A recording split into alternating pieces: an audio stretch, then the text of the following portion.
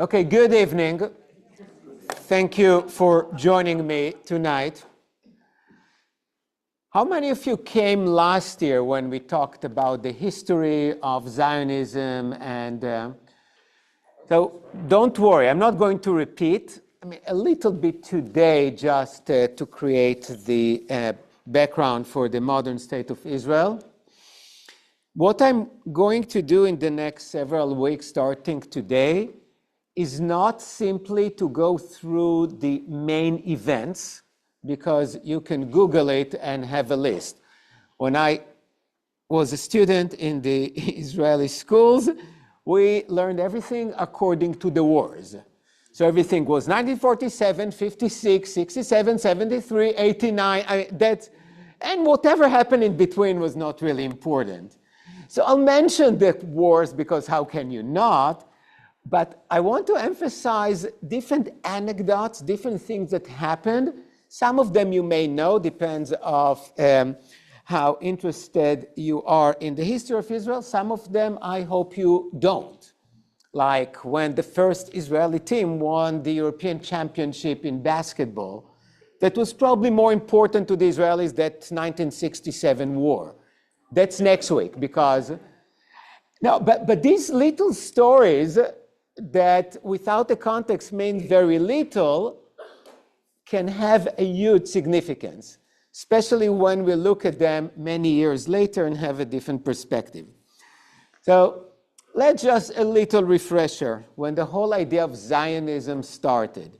The word Zionism is being used a lot now, normally with the anti-word before. Right? People say we're anti-Zionist, but we're not anti-Semites or anti-Jewish. I'm not going into that today because it's very easy to kill a full hour discussing that, okay? But just to understand what Zionism, the whole idea of the Zionist movement was that the Jewish people deserve their own land. Okay, that's really Zionist. So to say that you're anti-Zionist, you mean that the Jewish people do not deserve having their own land. I simplified it, but did not oversimplify it. That's more or less the idea.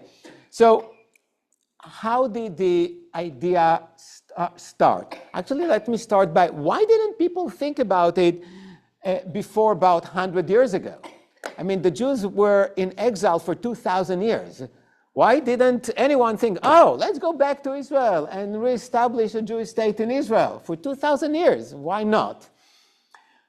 Well, there are different answers. I'll just give you today the religious one, because the vast majority of the Jews at the time believed that the only way for the Jews to go back to Israel and to reestablish Israel as a Jewish state is the Messiah. So we have to wait for the Messiah, not just wait, pray for the Messiah, and one day when the Messiah decides the time is right, we will have a Jewish state. Well, things change in 1881. That's when I chose to start the class, because life in Russia was horrible. The pogroms claimed the lives of too many Jews, and it's not just the killing of the Jews. It was horrible to be a Jew in Russia. I think it was horrible to be a Russian in Russia. Actually, it's still the case. But it was really bad to be a Jew, and that's the beginning of the Jewish community in America, because 2.5 million people left Russia and came to America, okay? But America was not the only solution. More and more people started to say, no, we need our own state. And naturally, our own state is our ancestral land, Israel, which at that time was called Palestine. Until 1948, the land was called Palestine. I'll try to remember to call it Palestine. It is not a political statement, it's just being accurate, okay? The Jews there said that my grandmother lived in Palestina. That's the way they pronounce Palestine, okay? Nobody called it Israel before May 14th, 1948. Some people get offended when we use the word Palestine for Israel before 48, but that's, again, I'm not getting into that. So because of the pogroms, Jews moved from Russia, and sometimes it's Poland, the entire area, 2.5 million, as I said, to the US, to other places, and the first Aliyah. Aliyah means immigration to Israel. Literally, Aliyah means to go up. You always go up to Israel. You always go down from Israel. It has nothing to do with geography. It's from biblical times, okay? So when Abraham moved to wherever, he always went down, even if he went down north, okay? So leaving Israel is down, going to Israel is up. Okay, it's just something to remember. So the first Aliyah, the first wave of pioneers, now I can call it because you spoke to Sheila, so I can kill my phone completely. I'm sorry about that. I normally keep it at the office, but when I heard about the accident, do not disturb, bye-bye. The first Aliyah, the first group of pioneers. So all the people from mostly Europe who came to Israel called themselves pioneers. In Hebrew, it's chalutzim, which means pioneers. So this is a good translation. Okay, so they saw themselves as the first to come and settle the land. And several years later, Theodor Herzl, who was an Austrian journalist, became a major Zionist, the head of the Zionist movement, and he established the first Zionist Congress. He invited Jews from all over to Basel, Switzerland. And they all came for the first Zionist Congress. They spoke many languages, they wore different kinds of clothes, but they came to discuss the idea of building a Jewish state. The main opposition, that's why I started the way I started, came from the Orthodox, ultra-Orthodox, who saw it as a major sin. Okay, because again, you have to wait for the Messiah, especially when they realized that the new Jewish state in Israel will not follow the laws of the Torah. It will be a secular state. It will be a socialist state because most Jews back then were socialist. Okay, I know that in America to say the word socialist, sometimes it's a bad word that you don't say next to kids. But remember, Israel was founded as a socialist state. Many people in Israel adored Stalin before they knew all the facts. Okay? Communism was the ideal. A kibbutz is a communist, fully communist entity. Okay, so things changed. Things got different meaning with time. Israel was founded as a socialist country. Okay? Very important to remember that. So we're here at 1897, the first Zionist Congress in Basel, and Theodor Herzl said the famous words, "In Basel, I founded the Jewish state." Unfortunately, he died very young, in his early 40s. So he physically made it to Israel, but all the things happened after him. What prompted Herzl to come up with the idea that it's imperative and urgent to establish a Jewish state was the Dreyfus affair. Some of you remember what it was. Dreyfus was a captain in the French army who was accused of being a spy. It was quite clear that he was not a spy, but because he was a Jew, you made it. Thank you. You made it, and we have 2 seats for you. If you can just take it. Do we have more copies?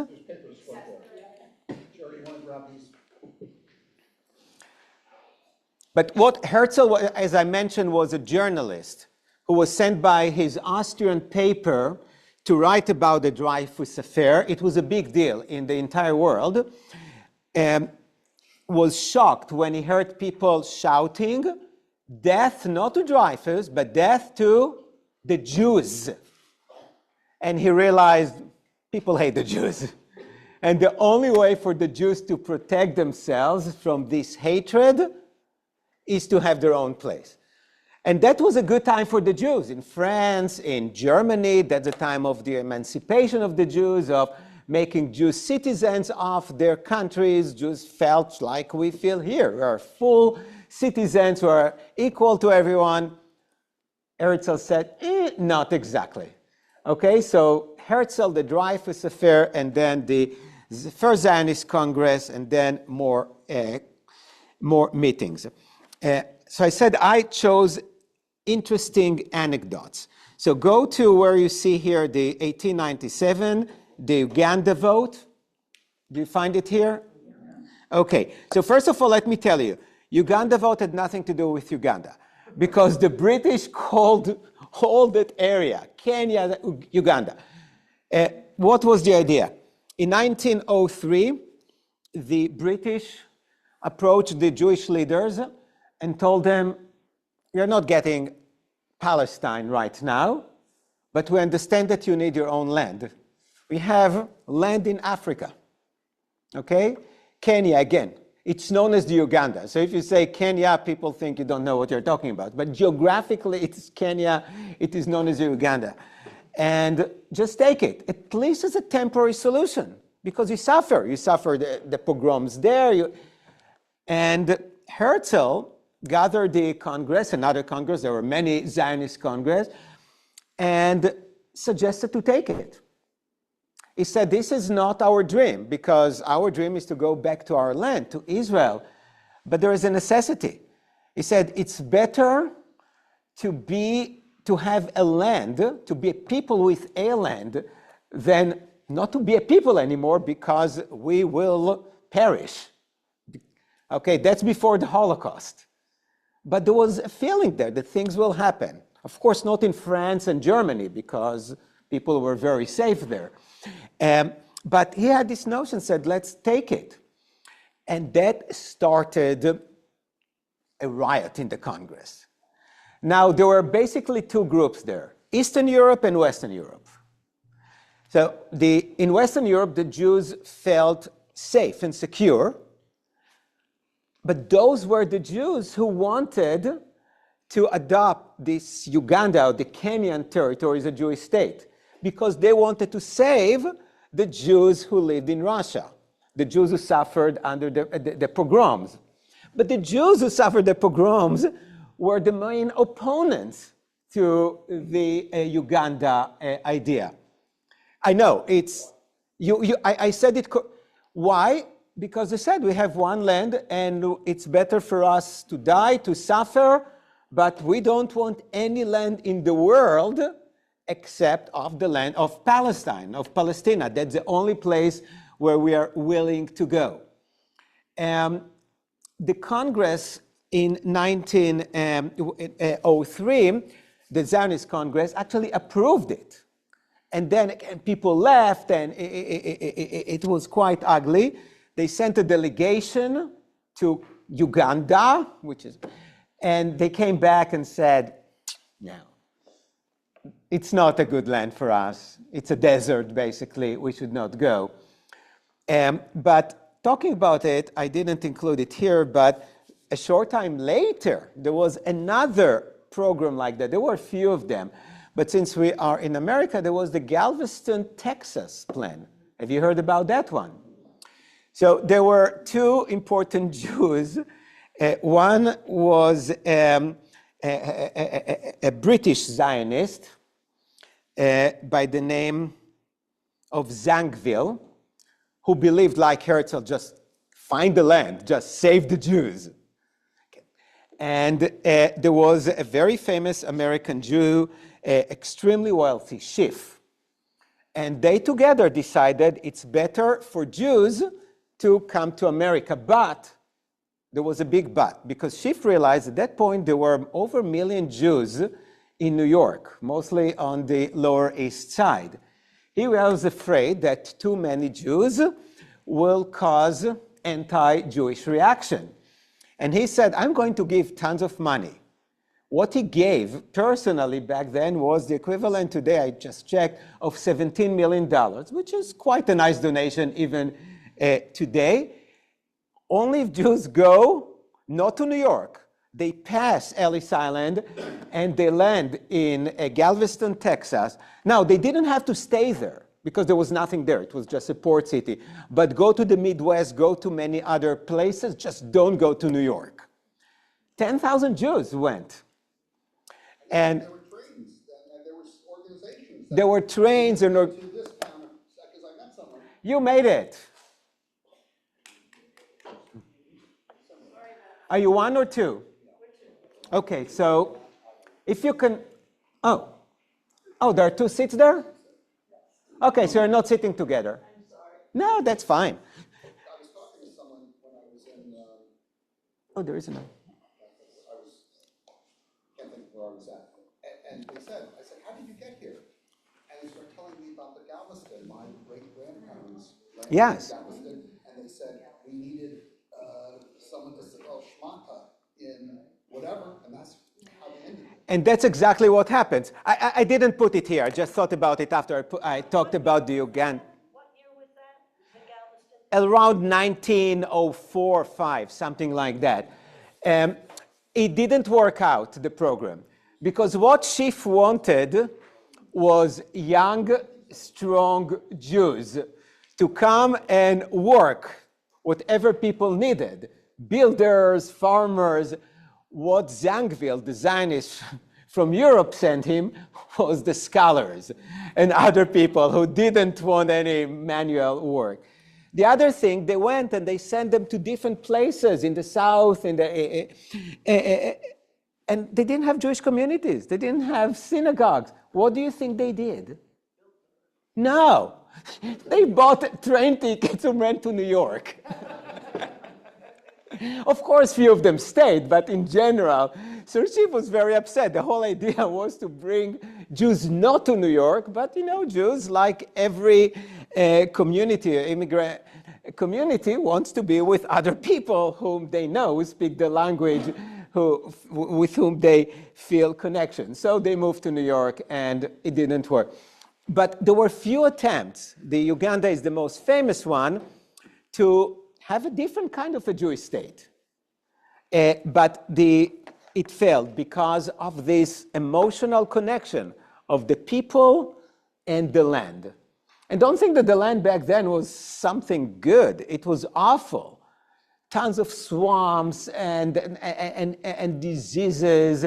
And there were many Arabs there who were quite unhappy to have all the Jewish people descend upon them.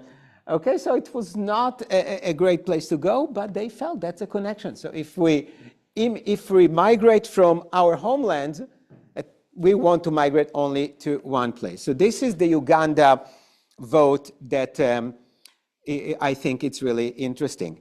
The identity glitch or the language war. I'll just mention it because I decided on Friday to tell you much more about the history of modern Hebrew. And the reason I'm going to do it is that there is a special day on the calendar which I had no clue existed. I think it's very new. It's called Hebrew Day. And it's tomorrow. So I decided to tell you much more about the extremely fascinating story of modern Hebrew. But what I will mention now is what happened in one of the greatest universities in Israel, the Technion in Haifa. They had several Nobel Prize winners in the last 2 decades. It was financed by some German Jews who assumed that the language of the Technion, okay, the Israeli MIT, if you will be German. Because that was the language that for scientists. There were no words in Hebrew, and the famous ones even for screwdriver, no words. And they say Hebrew is good. It's good for praying. It's good for little different things, but not for science. And we want to have serious scientists. So the language should be German. Well, major riots. Teachers left, and eventually they were forced to develop the Hebrew, to invent many words technical words in order to make Hebrew fit to teach every subject. And as they said, even Herzl was against the Hebrew. Herzl thought that Israel, modern Israel, will be something like Switzerland. There will be Yiddish, because that was the language that most Jews, because for them most Jews were from Eastern Europe. There will be German, French, English. Why committing to one language, right? The Swiss model for him was a great one, as well as for many others. However, the majority said no. We're all moving to our land, and living in a land requires a language, not just a collection of different languages. And on Friday, if you will be there, I will tell you the whole story, which is fascinating and very difficult, and it's still not resolved, because I told you the Technion was supposed to teach only in German, right? And they decided no way. Today, when you go to the Technion, when you go to the Weizmann Institute, at least for graduate school, English. The language in the classrooms is English, okay? So all these fights of the early 1900s somehow took an amazing turn, because they realized, yeah, Hebrew can be used, but if we want our scientists to be able to collaborate with others, to publish, English is the language. But that's, again, for Friday. Any comments? Moving along. 1917, probably one of the most important documents in the history of modern Israel is the Balfour Declaration. Okay, you see here 1917, Britain, Lord Balfour declared that the Jewish people deserve a national home. The Jews took it as a promise, as a commitment of the British to give them a land. Why the British? Because the British, after the First World War, or the Great War, controlled Palestine. Okay, they had a mandate to control Palestine. And one of the first declarations was that the Jews deserve their own homeland in Palestine. So the Jews said, okay, the British support us. It didn't work out so well, because the inhabitants of Palestine were mostly Arabs. They've been there for thousands of years, and they were not happy. Okay, so, but I'm not going to dwell on the Israeli-Arab conflict in this class. I've done it enough, and we'll have, unfortunately, many more opportunities to talk about it. But that was the Balfour Declaration that gave a lot of energy, a lot of fuel to the Zionists, and gave them more than hope now. It's going to happen. So was the British promise for a national home to the Jews Palestine, or just one of their colonies, or one of some unspecified space? In 1917, it seemed to be Palestine. Now, if you read the document, we did it several years ago, one can read it in more than one way, as almost every document that, right, we can read it differently. But I think that what Balfour meant to say is, yeah, the Jews deserve their land, and Palestine seemed right. And the truth is that people didn't really see the Arabs there. There were, the vast majority of the Arabs were farmers, uneducated. You know, there were just the native people there, and they didn't even own their land. There were a few landlords that owned most of the land, and the Jews started to buy land from them. So yeah, they didn't really see them. That's not new in world history, right? And this is part of the colonialism. This is the time you go to a land, you look at, oh, these are the unsophisticated, uneducated people. We have better plans for them.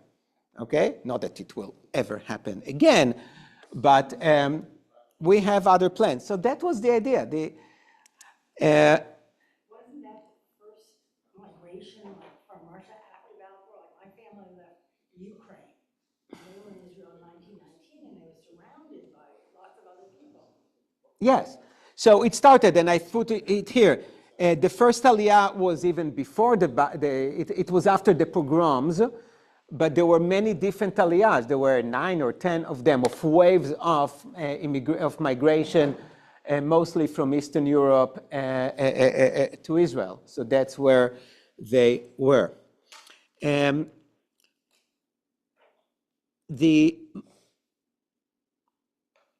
did do it.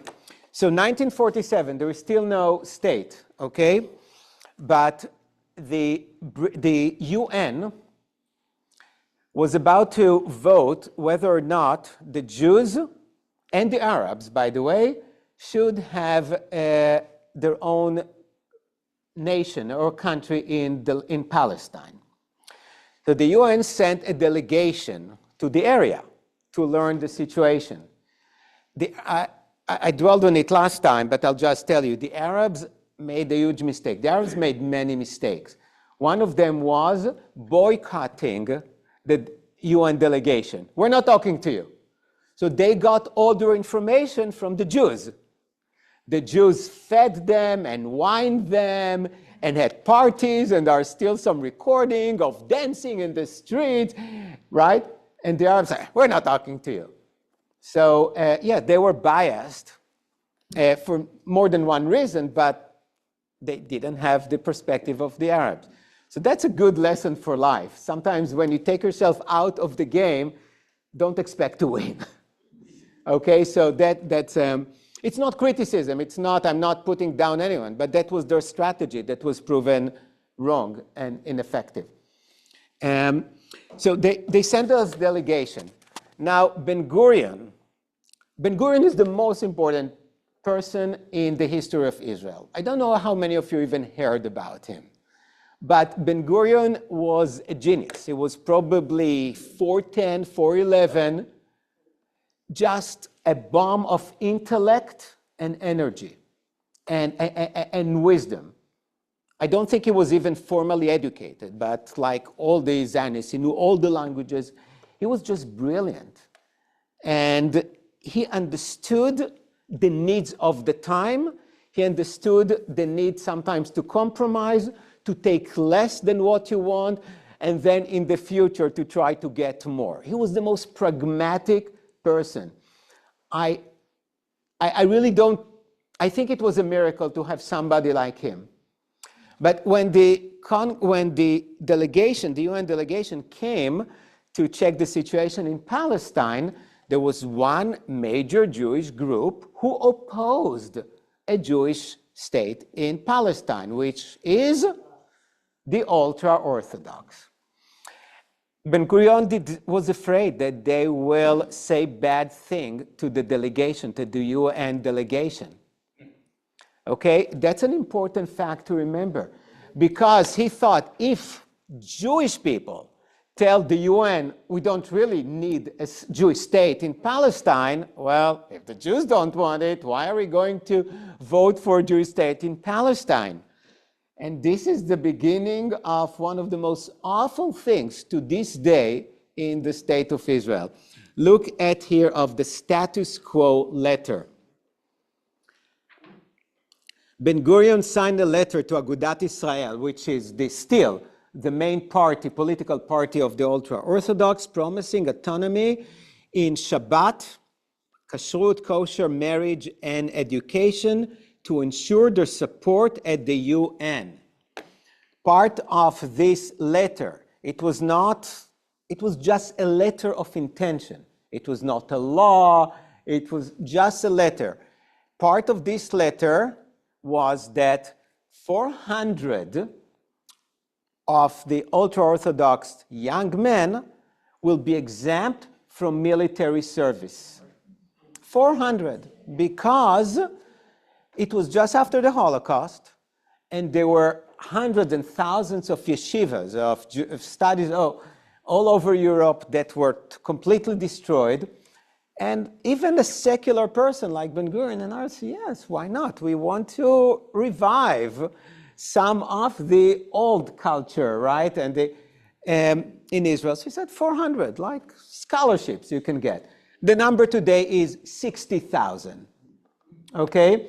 Now, Ben-Gurion, as a secular Zionist socialist, thought that the whole religious stuff will disappear very quickly, right? That's what the socialists thought everywhere, the Russians and others. And said, okay, so let's give it to them. And kosher, yes, so all the official places in Israel must provide only kosher food. A major problem is marriage and divorce. There is no civil marriage in Israel to this day because of this letter. Okay? So if you're Jewish and you don't want a rabbi to marry you, you have to leave Israel to get married somewhere else. Cyprus is the cheapest, easiest way to do it, but anywhere, almost anywhere in the world except of Israel. Or if the rabbinate tells you you're not Jewish enough. So, okay, so there are many things.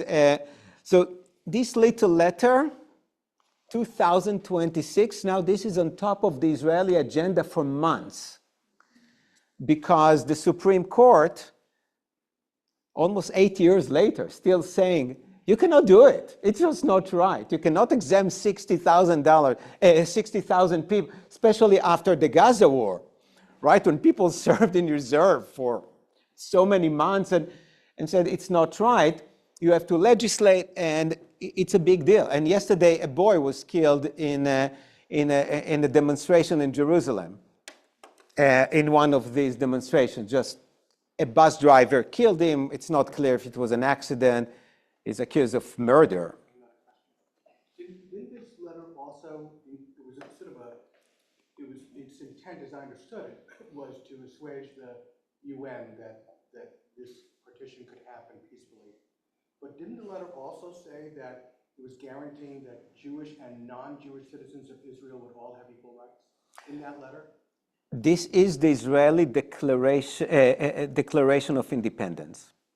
But in that letter, Ben-Gurion in that letter, which I've read, and Ben-Gurion says specifically that we're guaranteeing... to the UN, yes, but not to Agudat Israel, yes. Right, so that letter said to the UN, in addition to all the stuff about the Orthodox, that a future state of Israel would guarantee equal rights for all Jewish and non-Jewish citizens. And they copied that line into the Israel's Declaration of Independence. And the 2018 laws sort of did away a little bit with that. That's a different thing, but that's absolutely true. And I can tell you that Ben-Gurion and all the Zionists really meant it. Right, Because that was their ideology.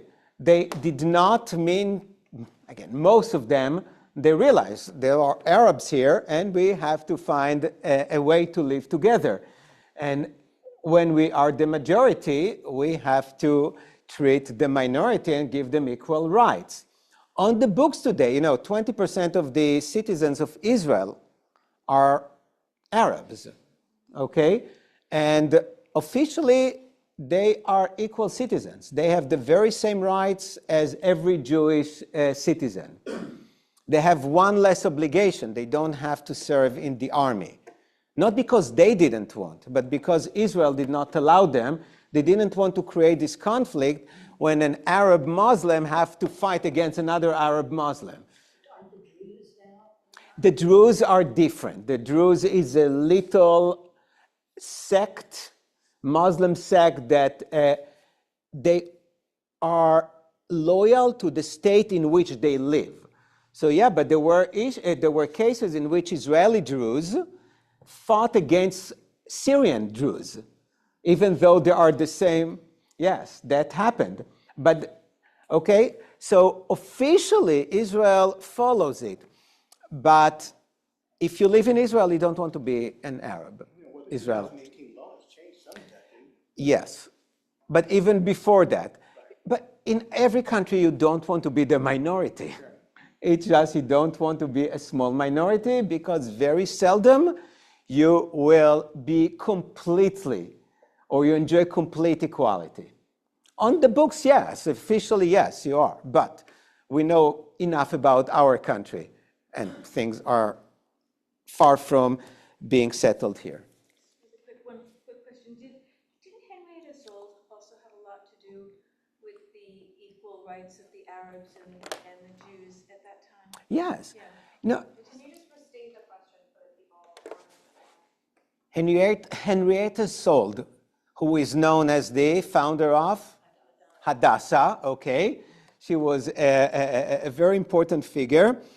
And yeah, part of her focus was to ensure equality to the Arabs, but not only because they were of a different ethnic group. They were poor. They were uneducated. They needed all the help.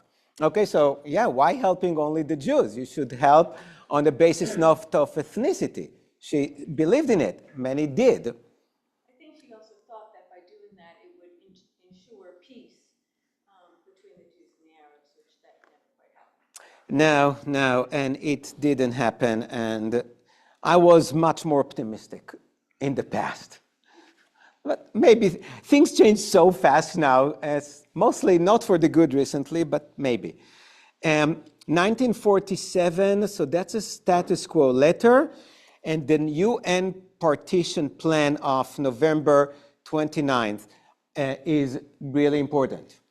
The UN took the vote and decided that Palestine will be divided to two states, a Jewish state and an Arab state. The Jews said, yes, thank you. The Arabs said, no. Okay, that's another mistake of saying no. And when Ben Gurion said yes, I told you how pragmatic he was.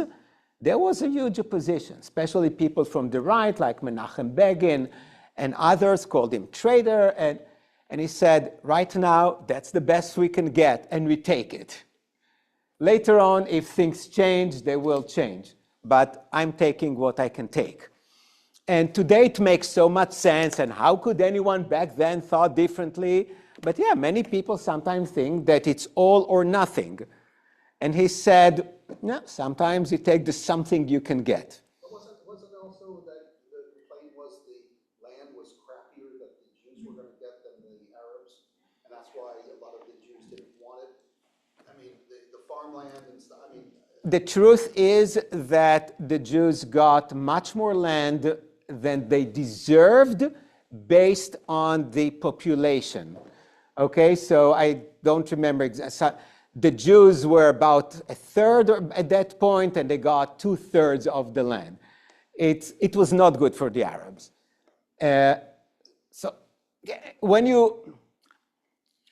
there are many Jewish organizations who like to teach the story, the history in a slightly different way now, but that was the reality. The UN was good with the Jews at that time, okay?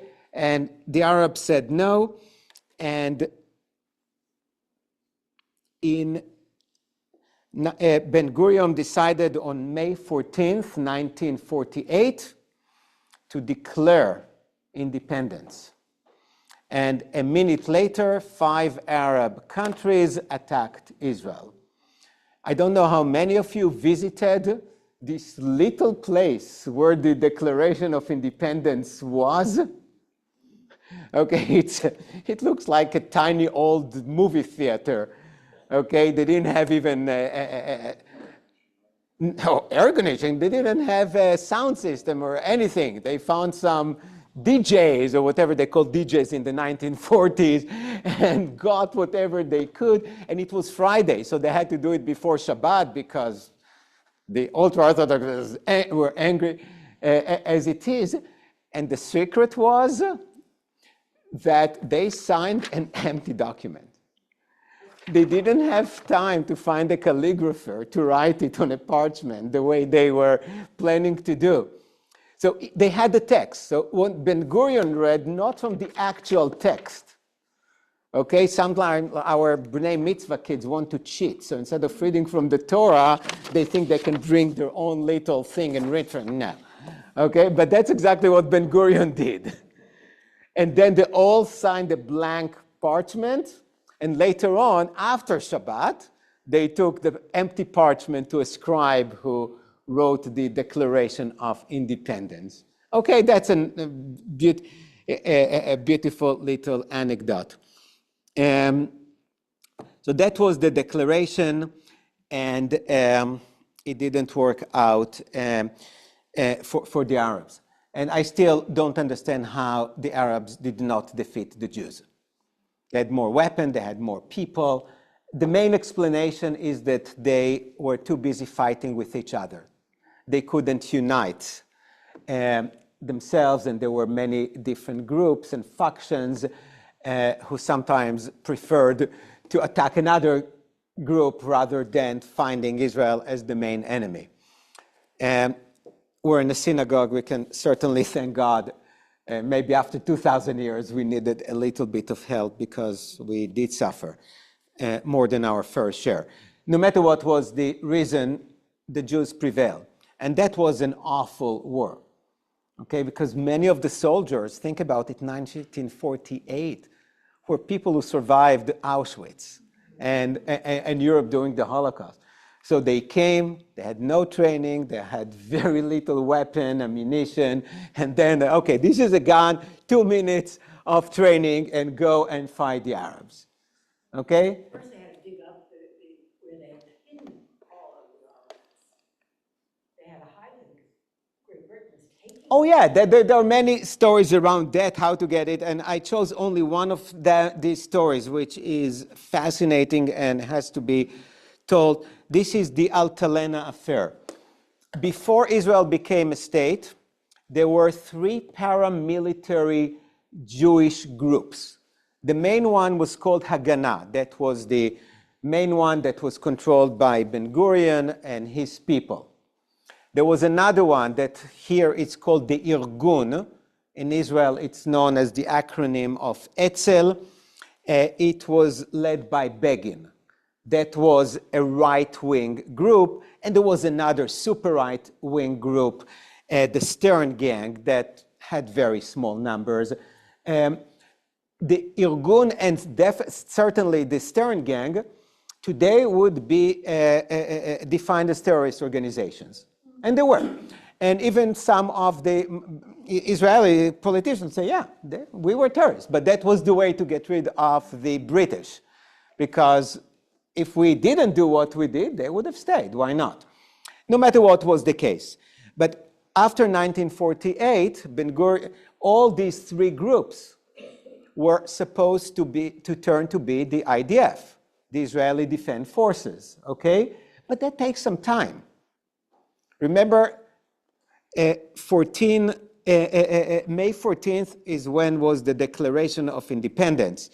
June 22nd, okay, about a month later, a ship with weapon came from France. It's called Altalena.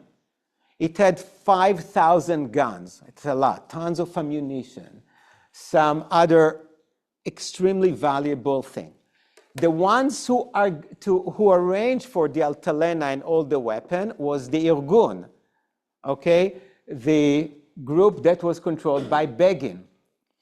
As they arrived at the shore of Kfar Vitkin, which is a little bit north of Tel Aviv, Begin thought that he was getting the weapon.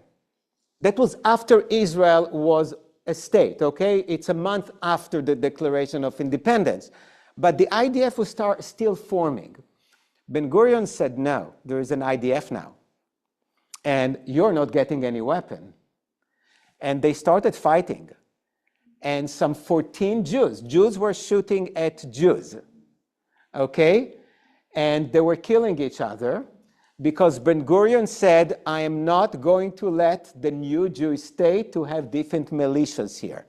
There is one army with full control of weapon, or in the language of Weber, of violence. You cannot have different groups. Look at Lebanon, what happened, or in other places when you have different groups that form their own private small armies. And they destroyed the Altalena, the ship. And at one point, Begin said something on the radio. He said, we're not shooting Jews anymore. And basically, he surrendered. He said, I'm not going to give my hand to a civil war. and Jews should not kill other Jews. And that was the only challenge to the IDF. And Ben-Gurion did what he did, and Begin should get a lot of credit. But Ben-Gurion never spoke to Begin and vice versa. Even though Begin was a member of the Knesset, when he had to talk about him, he called him the person who sits next to member of the Knesset Badr. Never uttered his name.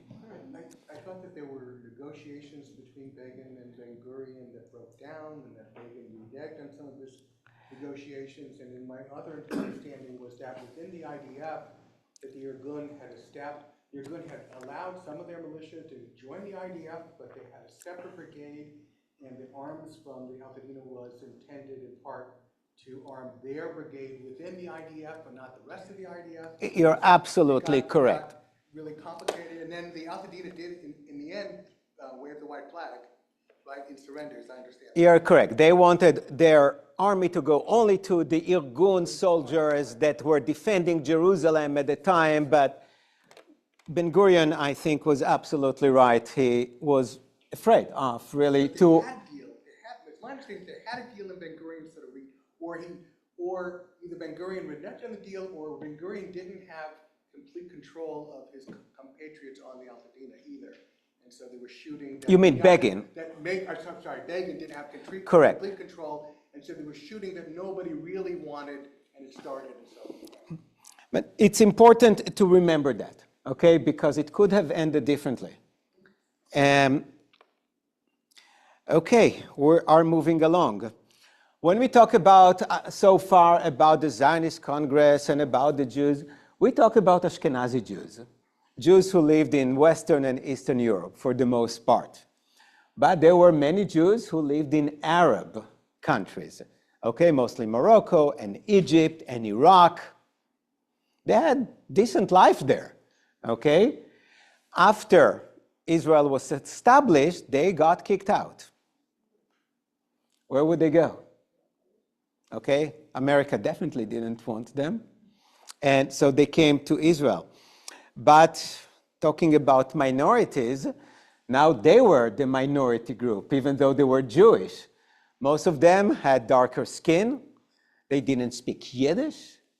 They didn't speak German, okay? The Arab culture was considered to be extremely low culture, okay? So these people are coming now. They're not as good as we are, and they're not as educated, sophisticated as we are. I'll take a breath here just to put something in brackets. When the Eastern European people came to New York, the German Jews who had already been here looked at them in the same way. Didn't want them to come to their synagogues, to their clubs. And when I told this story more than once, in Sag Harbor, New York, right, the Hamptons, there was a German, or actually Austrian, which is almost the same, cemetery, and when the first Eastern European Jew died, they didn't allow him to be buried. So they bought the adjacent property and buried that guy. So even now, technically, there are two. It looks like one cemetery, but when you are there, you understand. One of them belongs to the synagogue. One of them belongs to a private company. Okay? So the idea, it's not that we Jews are immune from looking down at some other Jewish groups. And even if they didn't say it explicitly, the Ashkenazi Jews who came from Europe, those who established Israel. There were always some Sephardic Jews who never left Israel for 2,000 years. Okay, in Jerusalem, there were some people who lived there for generations. But the vast majority of the Jews were Ashkenazi Jews from mostly Eastern and some West. Not many of them left in Western Europe after the Holocaust. Okay, so I'll take your question in 1 second. And that's the DDT. So when the Jews from Arab countries came, they started to spray them with DDT because, you know, they came from all these bad countries. And it's a little anecdote, but the hard feelings between the Sephardic Jews, or the Mizrahi Jews, as they are called, those from Arab countries, toward the Ashkenazi. Just the bad feelings kept growing, and it's still there. It's still, now there are many, many more, what we call in Israel interfaith or intermarriage is between Sephardic and Ashkenazi Jew. So it's extremely common now, but still it's there. It's part of the culture, okay? But the DDT had a lot to do with it, and when the people from the Arab countries, the Jews, came, they put them in tents, because, you know, these people can live in tents. They came from the desert. What do they know about houses, right? So for years they lived in tents. It's called ma'abarot. They put them in the periphery, okay? So for the most part, the Ashkenazi Jews came, put them in the center, sent the Mizrahi Jews, those from Arab countries, to the periphery, just expected them to be laborers, because what else would it? I'm cynical a little bit. I don't think it was done with a lot of malice. It's just the assumption that we're better. We Europeans are better than the Arabs. They even called the Sephardic Jews blacks. Arabe, like Arabs. Yeah. And some of them, yeah, like black. It depends, especially the Yemenite Jews. But they called them that. Like, hey, I was dating a Sephardic Jew. How dare I? I should go back to the States and come back in 2 years because I'll forget him. Absolutely. Even when I grew up in the 70s and the 80s, because it was a very important thing. Your identity was not just a Jew in Israel. It's Ashkenazi Jew, and even among the Sephardi, we say Sephardi, but there is a huge difference between Sephardi Jews from Europe, meaning from Greece, actually Italian Jews are different. They are a different thing, because they call themselves Roman Jews. They are neither. They think that they are the best. Okay, but from Bulgaria, from Turkey, okay, so they see themselves as sophisticated Sephardis. They are the descendants of the expulsion of the Jews from Spain versus the Arab Jews. Okay, they are the lowest of the low. Okay, and that has been the culture for many, many years. Arab music was considered to be bad. Now this is the only music you hear in Israel, but until recently, okay, that's the newcomers are considered to be less good. But that's for next week, about the Russian, because we have to cover many more years. So, but they looked down at them, but Israel did all that they could to bring them to Israel and to settle them. Now there were 600,000 Jews on May 14th, 1948. Within few years, they became almost 2 million. How could 600,000 people absorb more than 1 million people? Okay? Think about it.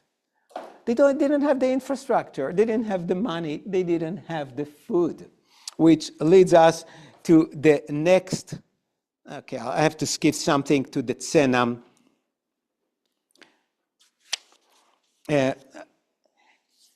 Okay, no, I'll follow my my thing.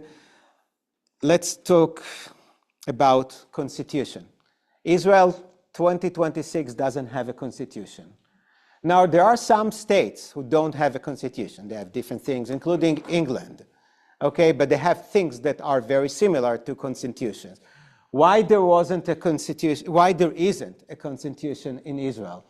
The Declaration of Independence said explicitly that Israel will have a constitution. Okay, by October 1948 or 49, Israel should have had a constitution, like all the Western countries. Why no constitution? Who couldn't agree? The Orthodox Jews. I don't want you to think that this is anti-Orthodox class, but this is important to understand because people came from completely different places. So the Orthodox, the ultra-Orthodox wanted the Jewish state to follow as much as they could the Jewish law. Okay? The secular Jews, those who founded the state, did not. They wanted Israel to follow the model of many European countries. So they wanted to follow it. The fight, the argument was God versus the liberal constitution. Okay? Is it God or the people? The Orthodox wanted God to be the highest authority. The secular people who followed Hobbes and Locke, those of you who remember your political science, wanted the people to be the sovereign, right? And they couldn't agree. So what did they do? Push the can down. So not now, we'll start writing some laws, some basic laws that will be really important, and one day we will stitch them together and we'll have a constitution. 8 years later, no constitution. And what happened in 2023, just before the Gaza affair, when the current government tried to really destroy the Supreme Court in Israel, and this is still part of it. There is no constitution. So they are trying. What the Supreme Court did was to assume a lot of the authority that the constitution has. So the Supreme Court can tell the Knesset, the Israeli parliament, your laws are illegal. You cannot just do it because they contradict some basic laws. So what the current government is working really hard to do before the next election in November is to try to bypass that and to legislate laws that, God forbid, they would be allowed to do. Okay, but no constitution in Israel. The reparation crisis was huge. And I'm going to tell you something that we don't like to say out loud. The Germans killed us, right? We all know the story. In 1952, there was an offer to give Israel a lot of money to the survivors personally and to Israel, to the state. Begin and his group said, absolutely not. We're not selling our souls. Ben-Gurion, the pragmatic, said, we have nothing. We have no industry. We have no ships. We have no weapon. We have no infrastructure. We have nothing. He said, we are not forgiving them what the Germans. We are taking from them what belonged to us. That was his rationale. Did he really mean it? I don't really know. But his rationale was by killing all the Jews, by taking their properties, by destroying this is the money that they owe us. They are not around to claim it because the 6 million are dead. We are the descendants or the heirs of these people. So it's not that we forgive them for the money. This is ours. They just give us our money. Okay? That was Ben-Gurion. And again, there were riots. There were people who called him a traitor. But let me tell you something. Without this money, Israel would have ended up like all the Arab countries in the Middle East.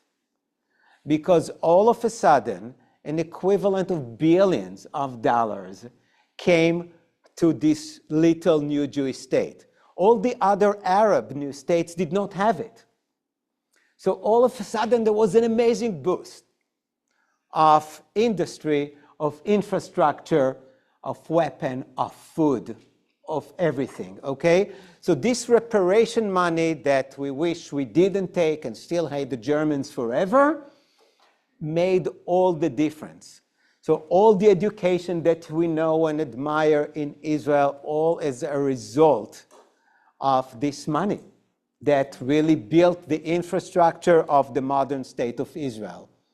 You won't hear it a lot because we don't want to admit it. You have to read the books that you probably, Howard, read to see it, sometimes in footnotes, sometimes not.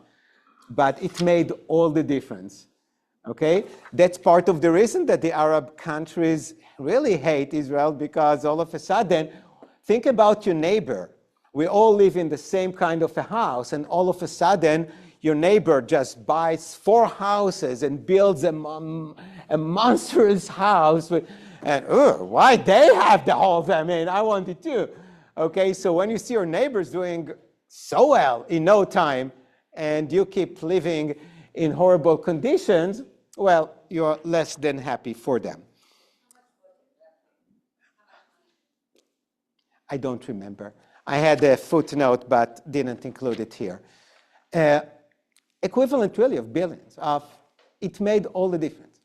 Before that, I thought that I didn't include the tzena, the austerity time. Before that money, around when the new immigrants came to Israel, those who survived the Holocaust, and the Jews from the Arab countries arrived, and as I said, from 600 to almost 2 million in no time, there was no food. So there was a member of the Knesset who came up with this idea of the austerity plan. The government was going to decide who is allowed to eat what. The idea was that the richest people in Tel Aviv will have exactly the same amount and quality of food as the poorest laborer in Be'er Sheva. 1,600 calories a day. And when you read about it, it's funny now, like 1 egg a month. They used egg powder.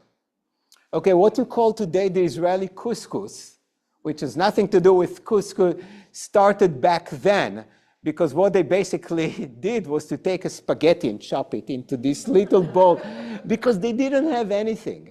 Okay, they just didn't have the food, and they decided as a socialist country, it's not fair for the rich to eat better than the poor. We all have to eat the same thing. So if there are restrictions, if there is austerity, we all have to play by the same rules. Did it work out? No, because what happens when there is a kind of an austerity plan? Black market. Because if I have more money, I want to have more than 1 egg a month. And if I can get an egg and pay 6 times more for the egg somewhere, that's what I will do. So if you're interested, read about it, because some of the stories are really fascinating, how they went to these grandmas on the buses to check their bags that they didn't have a little chicken there that they smuggled, because they really tried. Black market was huge. It flourished. And when a country tries to fight a black market, it was quite hard. But when the reparation money arrived, we can have more than 1 egg a month. Okay, but I want you to understand it didn't come without hard feelings, justified. Okay, many Jews, Holocaust survivors, refused to take the money personally. Okay, they said, no, we'll never take money from the Germans. And they needed the money. They were dirt poor. But said, if we take the money, it means that we forgive the Germans, we'll never forgive the Germans. Many people refused to drive until recently German cars and German products and other things. I remember one of the questions that I heard was that people who came to Israel saw that all the taxis at one point were Mercedes. All the taxis. And they came, how can we never drive this Mercedes car? And in Israel, everyone, there was an arrangement with the Germans so that they got the Mercedes for a good price. But it's a very important thing to remember.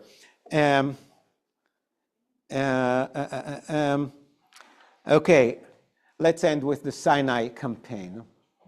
That was a big fiasco, 1956. Have you heard about it? Okay, 56, only what? 8 years after the establishment of Israel. The Egyptians decided to block the Straits of Tiran, which means that the port of Eilat in the south of Israel was meaningless, because ships from there could not go anywhere to Africa. That was one thing. Back then, Czechoslovakia sold the Egyptians tons of weapons. Very big danger, because Egypt was the main enemy of Israel. Third thing, the Egyptian president, Kamal Nasser, nationalized the Suez Canal. Okay? These are three things you have to remember.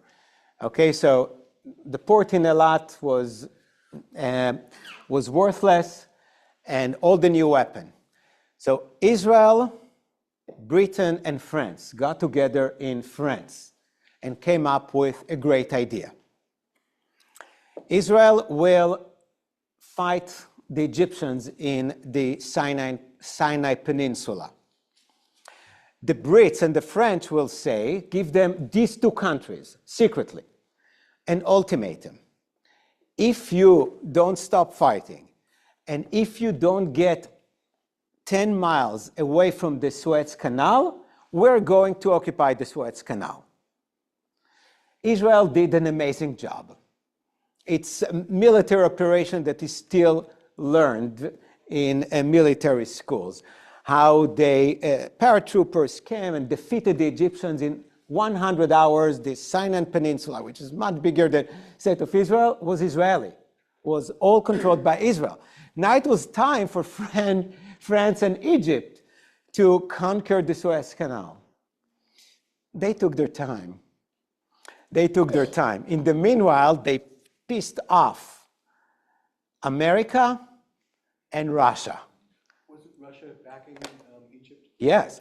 Russia said that they will use nuclear weapon against France and England if they don't back up. Eisenhower was really angry. How did they do it to him? They did not consult with him. He was out of it. And they basically, Russia and America gave Israel, France, and Britain an ultimatum: back down. And they did. Now, for the short term, it was not good for Israel, because we're talking about Israel.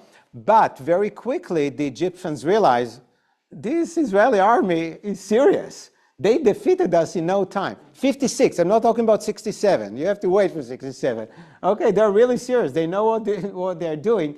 They opened the stairs of Tehran, and there was about a quiet in the area for about 10 years until the Six-Day War, 1967, which is huge when you think about the history of the region.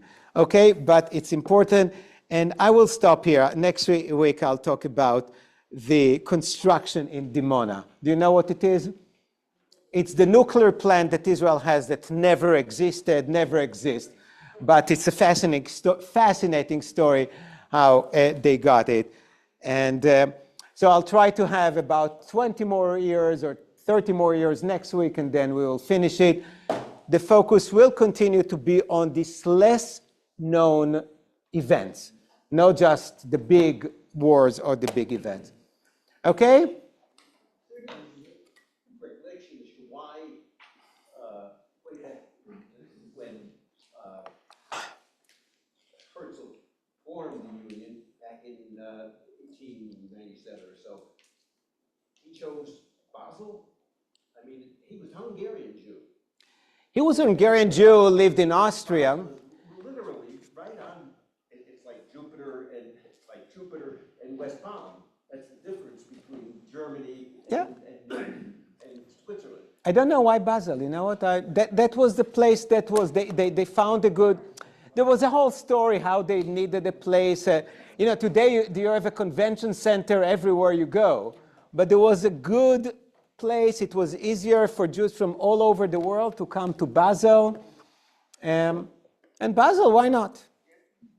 I mean, you can choose much worse places. Thank you. Hope to see you. I don't know. Is it Wednesday? Hope to see you on Friday, I think. If you really want the story of the Hebrew language, I will be happy to make the cocktail for the sisterhood.